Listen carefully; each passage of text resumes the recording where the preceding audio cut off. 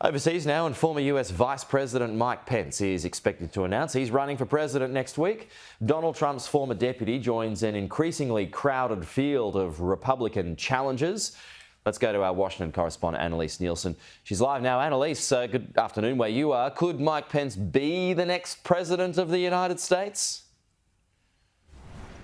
Well, look, you have to say never in these political races, but he certainly has a tough hill to climb. Former Vice President Mike Pence is expected to announce he's running for president at an event in Iowa next week. Iowa is first in the country for Republican primaries, and this is going to be the big issue for them, is making sure Mike Pence can win over that base. It's going to be difficult. As the former deputy to Donald Trump, he isolated himself from a lot of Donald Trump's devoted supporters by certifying the 2020 election result on January 6th.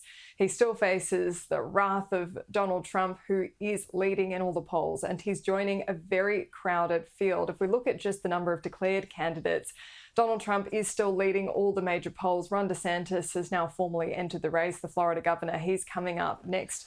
Closest, we have Nikki Haley and Tim Scott, but it is going to be almost double this field, quite likely by the time the first debate is held in August of this year. The Republican National Committee hasn't said what kind of parameters they're going to be putting on to decide who gets to take a spot on that debate stage. We still don't know whether Donald Trump is even going to take that debate stage, but this does certainly add a new element to a very tightly run race. No, and Chris Christie announcing a run too, as well, I noticed today, Annalise. I mean, just going through some of those names and faces, I mean, you can just chalk a few of them off, including Chris Christie, straight away.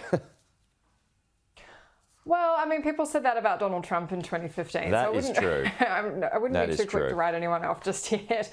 And one of the differences we're going to see this time is Donald Trump kind of owned that space that no one else was fighting for. Now everyone's fighting for the Donald Trump space. And so there is room for someone to come up the side, run their own race, do it a bit differently. And everyone is trying to do it a bit differently. We've got Twitter Spaces, and then Mike Pence is going to be doing a CNN town hall right after his speech. So he's obviously trying to pick up some new voters. Yeah, some new voters. Good way to put it. Thanks, Annalise. Talk to you soon.